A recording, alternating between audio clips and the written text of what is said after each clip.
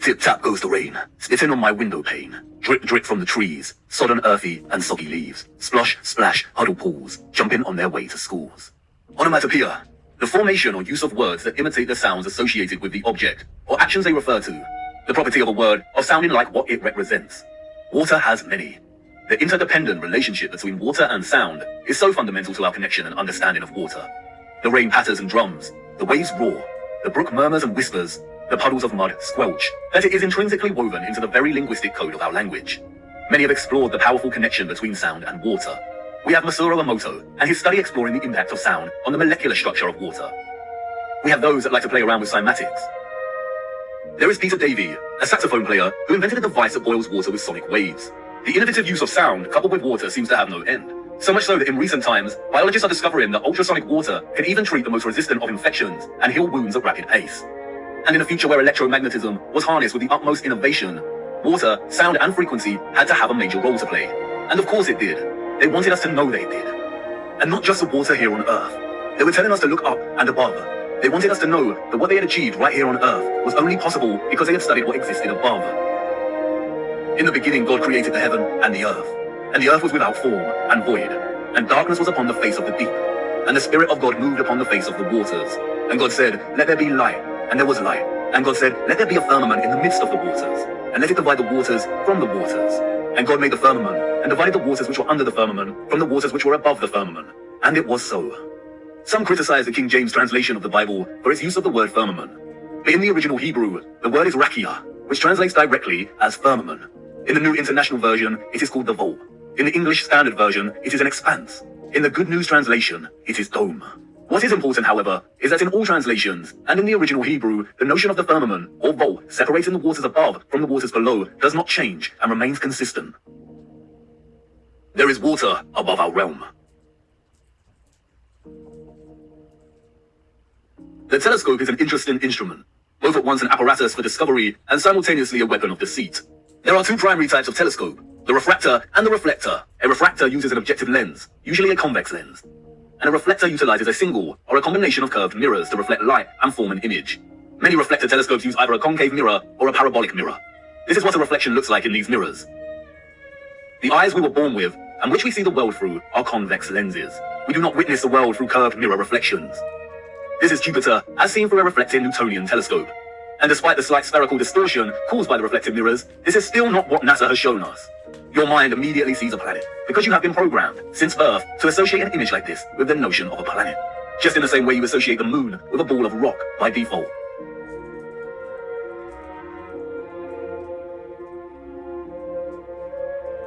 But as you can see here, both refracting and reflecting telescopes produce images similar to the Nikon P900. The Nikon lenses have been criticized by some astronomers as lacking the power to really see the luminaries above. But as you can see here, there is not much difference between the Nikon and both types of telescope. And in each we see that Jupiter is radiating some kind of light of its own. Both amateur and professional astronomers present footage such as this.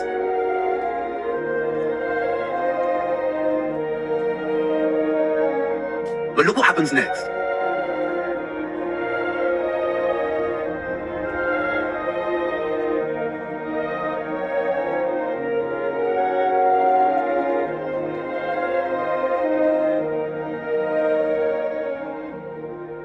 The astronomers here are using imaging processing software to turn their raw images and footage, which display a circular object in the sky above us, radiating its own light, into a NASA-style planet.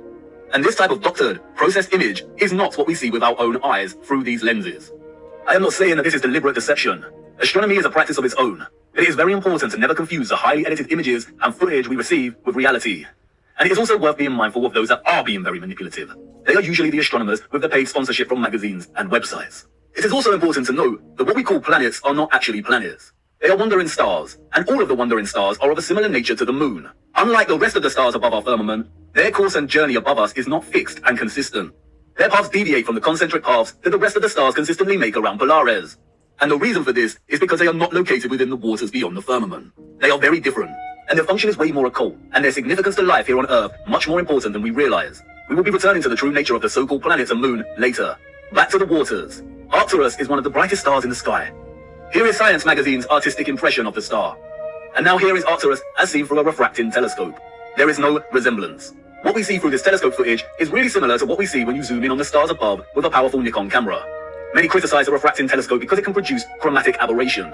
Chromatic aberration is a failure of the lens to focus all color to the same point. The result can be purple fringing, and we see that here. Photographs can suffer from chromatic aberration. Interestingly, the Nikon does not produce the same chromatic aberration when zooming in on Arcturus. Therefore, you could say that the Nikon is actually more reliable and stable. Through both the telescopic lens and the Nikon, Arcturus is pulsing, shifting, rippling. It is dancing geometry. Many will jump up from their seats and exclaim, it's because of atmospheric distortion and light pollution. It's because Arcturus is so far away. But if it is atmospheric distortion, then why do all the stars display their own unique geometry and light patterns? They should all distort in a unified, consistent manner. It is not atmospheric distortion. The stars are pockets of sonoluminescence in the water above. They are self-illuminating, radiating their own light and frequencies in the waters above. Our own convex lens eyes tell us that there is some kind of water above. We see it in the stars and when rockets accidentally hit the firmament. And, like I said before, just because the so-called planets or wandering stars and the moon appear spherical does not mean they are. They are not synonymous with the stars in the water beyond. They are something else entirely. Our advanced predecessors wanted us to watch the stars. They wanted us to understand that electromagnetic vibration and frequency produce pockets of sonoluminescence in the waters above. They were pointing it out because they wanted us to know that water was the key to unlocking the real potential of electromagnetic energy. They wanted us to know that once harnessed, the ethereal electromagnetic energy could be fused with water, so it could be stored and distributed. And once produced, the water could be manipulated, enhanced, and elevated to a level of new possibilities through the use of vibration, frequency, and sound itself. Their civilization depended on the industry of what we will call the living waters. Their technological advancement enabled them to transform the entire Earth into a power grid. But this grid was only possible because of water. The civilization of the future was an electromagnetic water world. Canals are no great secret. They are found everywhere across our realm, both the great and the small. Most of the great canals around our Earth are connected to the ocean. Salt water is an excellent conductor of electricity. Sodium chloride is ionized. We have the Corinth Canal, connected to the Aegean Sea. We have the Panama Canal that connects both the Atlantic and Pacific Oceans. The Suez Canal connects with the Mediterranean Sea. And there is the Volga-Don Canal, connecting the Azov Sea, Caspian Sea, and Black Sea with the major oceanic networks. All of the canals built before the 1920s were not built by us, or those in the history books. We inherited them. And while the official narrative tells us that the Volga-Don was finished during the 1950s, its construction actually began back in the 16th century. All narrative surrounding the construction of these canals is purely fabricated, and I will show you how much later in our journey. Once you start paying attention, it becomes very evident that most continents and countries feature a combination of canals and rivers that span the entirety of the land itself. The citizens of the old world utilize the oceans and rivers to create a grid of interconnected waterways to provide water to all of their areas of habitation. In order to pass difficult sections and keep the supply going, they would build aqueducts and viaducts. Sometimes these were constructed with the purpose of energizing the water as it passed through and into different areas, and that is why many were designed with symmetrical archivolt structures. The Romans did not build these structures. The entire infrastructure of so many cities found across our realm are designed around canal systems. Look at Amsterdam from above. The precise geometric grid lines here are not roads, they are canals, and the sole purpose was to supply water from one area to another. The water was stored and manipulated for a variety of purposes in reservoirs, water towers, pumping stations, cisterns, and other structures. The water also functioned to provide necessary balance. A complex grid of electromagnetic production, distribution, and consumption would generate a lot of heat and magnetism. Water provided not only a balance of diamagnetism, but also ensured the entire grid did not overheat. When looking at all the magnificent generators and other instruments of power from the old world, we can always find water nearby, or the remains of water storage. Sometimes this is hidden primarily underground. Many do not realize that many so-called Victorian cisterns and reservoirs run very far under a lot of our cities. And other times it is a central characteristic feature of these structures. An example of which is what the controllers have redesignated as castle moats. The electromagnetic water grid was not just an energized version of what we are already familiar with in our cities and towns. It was much, much, much more. It was way more magnificent, impressive, and futuristic than we could even imagine. The grid was connected to central, bigger power stations, or what is more appropriately termed star stations. Sometimes these were isolated stations, and other times they comprised entire cities. We are going to have to fly to a higher altitude for this. I need to show you. Hold on tight now, and keep your eyes open. Look.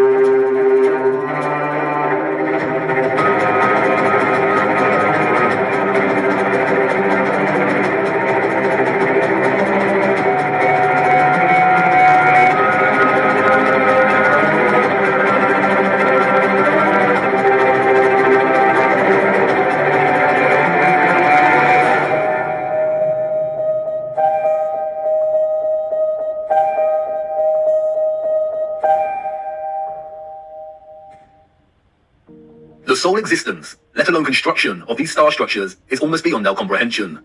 As you saw, they are found everywhere across our realm, with undeviating geometric consistency. A wondrous impossibility. Perhaps they had some kind of technology that allowed them to view huge areas of land from above while planning and building. They were never forts. That is a fairy tale invented by our controllers. The stunning geometric precision and symmetry of the star structures would most likely have functioned to enhance the power of the generators and to etherize the water, or turn the water into living, energized water. We can see from comparing some of these ruined sites, and some left a little more intact, that water would have been present throughout the structure. Before the controllers destroyed and drained most of these structures, they were full of water. They were connected to rivers and canals and the oceans. They were a key component of the entire power grid. The star structures are fractals of symmetrical geometry, just like many of the ceilings of these huge energy generators. And, like the acoustic cavity magnetrons and resonators, the symmetrical sharp diagonal walls would have caused the ions to perpetually vibrate. Old plans and illustrations, which have no doubt been edited or manipulated in some way or another, offer suggestion as to how complex, integrated, and essential the star geometry was to the entire grid. Look at Paris here. It isn't obvious at first glance, but upon closer inspection, we come to realize that the entirety of Paris was itself a star station, or a star city. And like with everything else constructed in the old world, these structures were at once functional and a celebration of the source of their innovation. Look closer at the star geometry here. Can you see the resemblance? The snowflake. Do you remember what happened in Masaru Emoto's experiment on water? Ethereal vibration expressing itself through water's molecular structure. Those of the old world had perfected this science. They knew the key to releasing electromagnetism's potential was through sound and water. Just imagine what they were able to achieve. Sound, vibration, and frequency was just as integral to the success of their technology as water was. Those of the old world did not hide their adoration for sound. Traces of this love for sound are everywhere. These structures were literally instruments of power. Or as the so-called Goethe put it so succinctly elsewhere, music is liquid architecture. Architecture is frozen music. This is why so many generators, capacitors, power stations, and intermediates feature holes, pediments, dentils, indentations, and complex 3D ornamentation. They were structural openings to manipulate sound waves, the vibrations and acoustics, so they could tune the electromagnetic energy in conjunction with the water in a variety of ways to achieve different results. They were similar to the aerophone instruments such as the flute, the pipe, the recorder, the bassoon, and the trumpet. The old world revered the geometry of the star because it was through the study of the stars in the waters above that they learned the power of fusing electromagnetism, vibration, and frequency with water itself.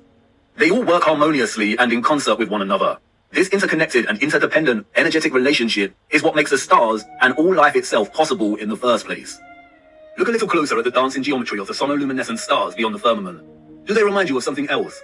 That's right, all of the magnetrons, or what we've come to call rose windows, were designed to mirror the cymatic patterns of ether's vibrations in water itself. Artist Tanya Harris was onto something in 2013, when she turned her attention to studying and recording the silent resonant frequency of churches. By placing water inside of a loudspeaker, she was able to discover the hidden geometry of these resonant frequencies. The results showed that even the silence within these structures produced strong cymatic patterns. And again, can you see the resemblance? Others have applied the same technique and studied the cymatic patterns displayed when bells chimed within the structures.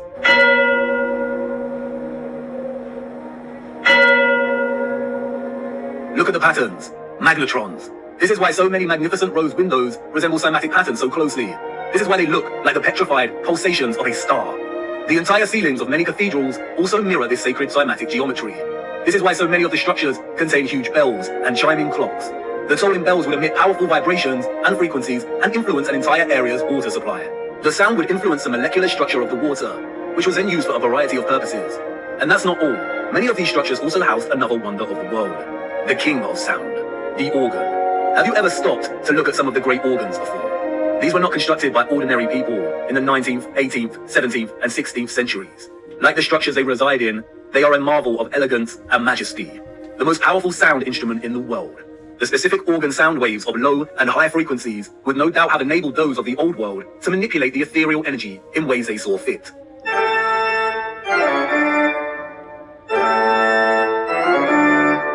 The magnetron rose windows that would not have contained glass would amplify these sound waves, which in turn would influence the molecular structure and properties of the etherized living water. Organs would have had multiple uses, perhaps providing entire towns with specific resonant frequencies for good health and prosperity. The specific functions of the organ have been deliberately hidden and withheld from our knowledge. Interestingly, the official history states that the first organs of the world were water organs, in which the power source pushing the air is derived by water from a natural source or by a manual pump. No doubt a deceptive half-truth disguising the instrument's true interaction with water. And like I said before, most of these structures had areas nearby to store and hold large quantities of water. Many of the structures feature underground cavities or huge cisterns, some of which have been drained and some kept intact. Sometimes the cistern was located apart from and outside of the structure. The controllers have redesignated many of these areas as Roman baths. That's why Bath Cathedral in England is located right next to the Roman baths. The water was also stored in red brick power stations, capacitors, or water towers. Open rectangular sites, reservoirs, wells, and step wells. This is why step wells were constructed with precise geometric patterns. Again, the symmetrical structures here work to encourage oscillation or vibration of the ions. They kept the water electromagnetically charged, and the aqueducts and viaducts would have worked in a similar fashion. It is likely that a lot of the huge electromagnets we see scattered across our realm would have actually straddled passing water, much like we see on the Volga-Don Canal, even though it's unlikely that the Volga Arch is original, and that many roads themselves were constructed during the Great Reset. It is likely that the inheritors of the 19th century were instructed to drain and fill many of the tributaries that once carried water. That's why we see drained castle moats and star stations. Perhaps that's what a lot of the surplus mud we see during this period was used for. Perhaps a lot of homes and buildings were constructed with underground chambers to store their own personal supply of living water, and these areas were destroyed, filled in, and forever hidden with vast amounts of mud during the 19th century.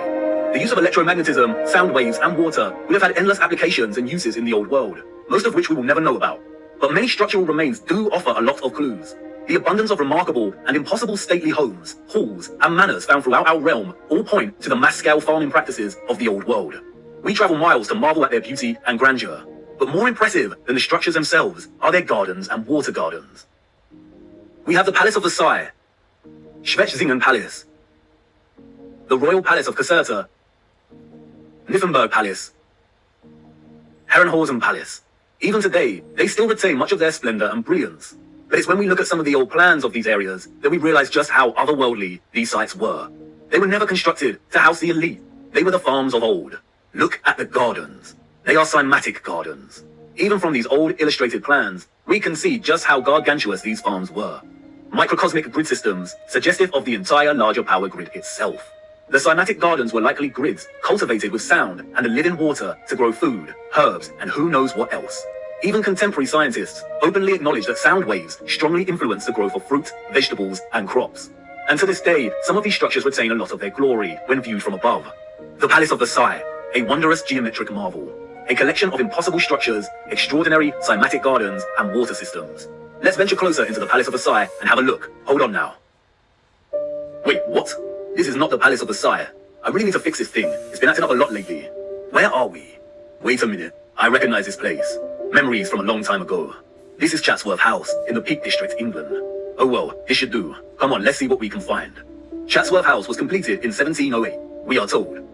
Its story, much like the story of the entire Peak District, is a fabrication, a complete lie. The place has changed much over the years. It is situated beneath two large bodies of water, the Emperor and Swiss Lake. The water from the lakes is channeled across a broken aqueduct before falling 79 feet and meandering gently down the hills, in complex waterways, and running right into Chatsworth Estate. The waters feed the estate's own lakes, rivers and streams through a series of runways and a multitude of complex tunnels beneath the estate and the structure itself.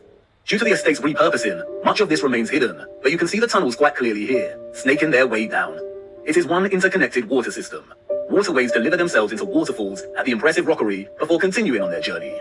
All of the water gathers into a central, rectangular front piece, which feeds the Emperor Fountain. The water then continues underground until it pours into the River Derwent, a 66-mile-long tributary of the River Trent, which runs throughout the Peak District. While much of the estate has undergone some serious restoration, which is actually a fancy, deceptive word for criminal gutting and destruction of technology, there are a lot of haunting remains of its former glory. It is important to note that unlike many of the huge energy generators, Chatsworth House was probably partially occupied. By farmers, that is. The central engine was located off-site and has been subsequently removed and repurposed as a larder to store hunted game. This magnificent, gorgeous structure would have functioned as a small generator, which also contained a small engine in its center. It was repurposed as the stables. The horses of the 19th century clearly lived better lives than most of the population. Above, atop of the hill next to the Emperor and Swiss Lake, we can see the quadruple capacitor, or water tower. This was repurposed as a hunting tower. But, stalking the 105-acre grounds, a visitor with eyes to see might spot some unusual sights. One of which is the half-ruined obelisk hidden away in the tangled overgrowth at the bottom of the hill below the lake. The official, controlled history that visitors receive when touring Chatsworth conveniently leaves out any mention of the obelisk. For you see, the hunting tower was not Chatsworth's only capacitor. The entire estate needed constant water storage to fulfill its energetic requirements and purposes. There are many odd structures dotted around that remain unexplained. And then there is this, the Cascade. A true little wonder. The dome, a series of toroidal circles that rise to meet the smaller copper dome. They tread carefully here, making sure they force a distorted history on you. But, as always, they cannot help themselves. They just have to tell you, in their own roundabout controlled manner. As the placard states, water can be made to flow over the roof and out of 13 spouts. Some of these spouts are crafted in the form of immaculate stone dolphins and giant fish. There are even hidden jets in the floor, they tell us. The water is received from the lakes above and is used twice more in its journey to meet the River Derwent below. Once in the South Lawn Fountain, and again the private West Garden. But look closer at what they acknowledge. Each step of the cascade is different from the one below and above it, to vary the sound of the falling water. This was allegedly built in 1703.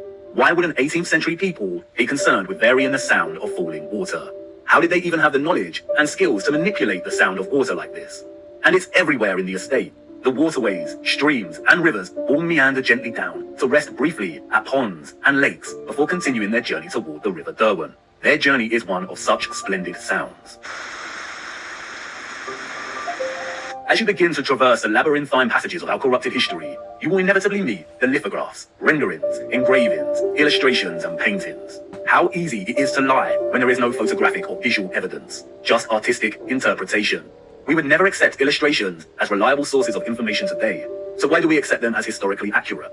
And while these are not to be trusted, devoting some time to browsing their particulars can yield some interesting insights. For instance, the fountain here looks wildly out of proportion. Did it used to jet water more powerfully? And some would claim artistic exaggeration. But if you dig a little deeper, you come to learn that the original Emperor Fountain, constructed in 1843, was able to jet water at a height of 296 feet. What? How? This is the 19th century we're talking about. And like I said, they cannot help themselves. Even Wikipedia states that the water power of the fountain found a practical use in generating Chatsworth's electricity. There it is, barely hidden in plain sight. And as we continue browsing these little illustrations, we stumble across it. An old engraving of Chatsworth from above. Look at the size of this. Cymatic gardens, rows and rows of crops, large bodies of water that are no longer there. And again, many would claim artistic exaggeration, the unreliability and inaccuracy of illustrations, and rightly so. But when we look at Chatsworth from above on Google Earth, what is this we find? Shadows on the ground across from the river? No, these are the markings of old infrastructure that was torn down. The markings suggest there was once a bridge here, a bridge we see in the illustration. Look a little closer, an octagon with the clear outline of an old generator. So yes, the illustration is a lie. The estate was much, much larger than depicted here. In 2018, there was a heatwave in England, and the old markings of Chatsworth's former glory started appearing in the grounds themselves. They had to acknowledge it. Sometimes mud and lies are not enough to bury the truth. Chatsworth was a huge farm in the old world. As I said before, the illustrations and paintings are not to be trusted. More often than not, they are used as tools of deception against us. But as you see here, they do have a tendency to backfire on the controllers. Just like with the plans of star stations and cities, our own technological access to tools, such as Google Earth, validate these old plans and illustrations as half-truths. You can bet good money that even the plans and illustrations are only giving us a fraction of the full picture, just like here with the plan of Chatsworth. And it's in Chatsworth that we encounter the first of many acts of barbaric desecration by the hands of the enemy. Chatsworth's Great Conservatory stood immense until destroyed in 1920. It was 84 meters long and 20 meters high, and constructed, they say, in 1840 before the establishment of automatic glass manufacturing. Huge, interconnected tunnels and water pipes collected under the ground of the structure to provide heating via boilers and hot water. An engineering feat as impossible as the construction of the structure itself. It was designed by Chatsworth's gardener, Joseph Paxton. Paxton is a phantom that haunts the pages of the history books. Paxton's story is one of fortunate circumstance.